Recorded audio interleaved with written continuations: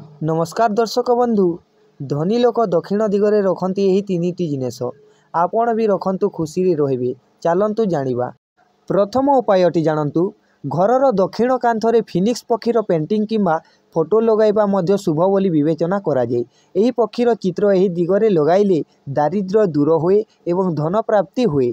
यह सहित घरे रहुतबा लोकंक स्वास्थ्य भल रहिते। आपण बासगृहर दक्षिण कांथरे एही पक्षीर चित्र लगाई पारिबे।